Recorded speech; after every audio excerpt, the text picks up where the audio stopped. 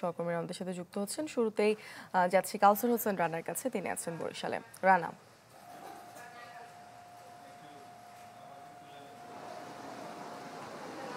হ্যাঁ মূর্ছনা, দিন যতই যাচ্ছে বরিশাল বিভাগে ডেঙ্গু রোগী আক্রান্তের সংখ্যা বৃদ্ধি পাচ্ছে এবং এই তালিকায় সবচেয়ে বড় গত কয়েকদিনের মতোই এগিয়ে রয়েছে বরগুনা।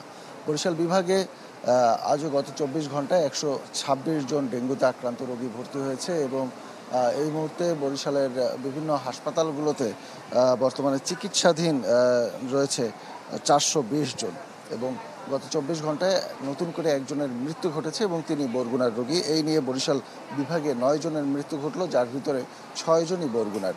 আপনাকে আরেকটি বিষয় জানিয়ে রাখি যে এই যে বরিশাল বিভাগে যে রোগীরা রয়েছে এর ভিতরে শেরেবাংলা মেডিকেল কলেজ হাসপাতালে নতুন করে ভর্তি হয়েছে 13 জন এবং বর্তমানে চিকিৎসাধীন রয়েছে 74 জন। আর সেখানে বরগুনায় নতুন করে ভর্তি হয়েছে 73 জন এবং বর্তমানে চিকিৎসাধীন রয়েছে 224 জন।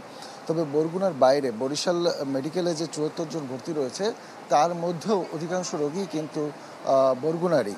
তারা বরগুনা থেকে বরিশালে রেফার হয়ে এসেছে।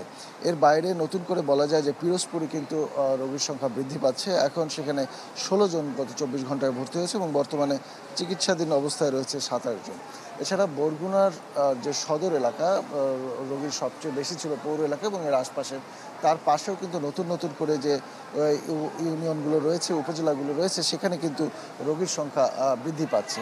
তো আমরা যেটা দেখছি যে দিন যতই যাচ্ছে তত কিন্তু বরগুনা এবং আশপাশ সংলগ্ন যে এলাকাগুলো রয়েছে সেই এলাকাগুলোতে ডেঙ্গু রোগীর সংখ্যা বৃদ্ধি পাচ্ছে এবং পাশাপাশি পিরোজপুর সহ অন্যান্য এলাকাগুলোতেও ডেঙ্গু আক্রান্ত রোগীর সংখ্যা বৃদ্ধি পাচ্ছে। এই পরিস্থিতি থেকে বরাবরের মতো চিকিৎসকদের পরামর্শ, ডেঙ্গুবাহী এডিস মশা যেন কোনোভাবে জন্মাতে না পারে, পানি যেন কোনোভাবে জমে না থাকে 2-3 দিনের বেশি বা বেশি সময়, সেই দিকে খেয়াল রাখতে হবে। তো এই ছিল রানা, আপনাকে ধন্যবাদ। দর্শক, এবার নারায়ণগঞ্জ থেকে যুক্ত হবেন আহসান সাদেক। আহসান। বুঝছো না, জেলা স্বাস্থ্য বিভাগের তথ্য অনুযায়ী যদি জানাই তাহলে গত সর্বশেষ দেওয়া তথ্য অনুযায়ী 24 ঘন্টায় নারায়ণগঞ্জের যে সকল হাসপাতাল বা উপজেলা স্বাস্থ্য কমপ্লেক্স রয়েছে সেখানে কিন্তু মোট 8 জন ডেঙ্গু রোগী চিকিৎসাধীন অবস্থা আছেন এবং এই পর্যন্ত গত 24 ঘন্টায় 2 জন কিন্তু হাসপাতাল ছেড়ে গেছেন ডেঙ্গু রোগী। আর গত জুনের পরিসংখ্যান যদি জানাই তাহলে কিন্তু এখন পর্যন্ত 24 জন নারায়ণগঞ্জে ডেঙ্গু রোগে আক্রান্ত হয়েছে।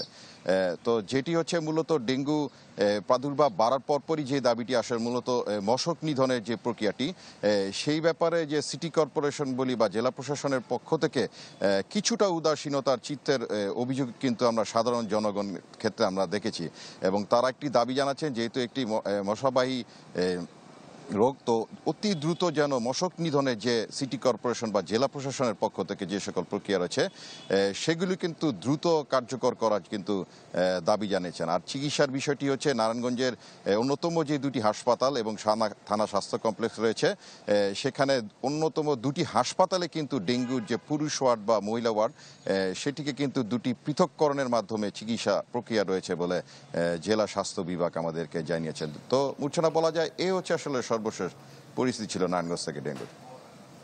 আহসান, আপনাকে ধন্যবাদ। দর্শক, নারায়ণগঞ্জ এবং বরিশাল থেকে আমাদের সহকর্মীরা আমাদের সাথে যুক্ত হয়েছিলেন, জানাচ্ছিলেন সেখানকার ডেঙ্গু পরিস্থিতি।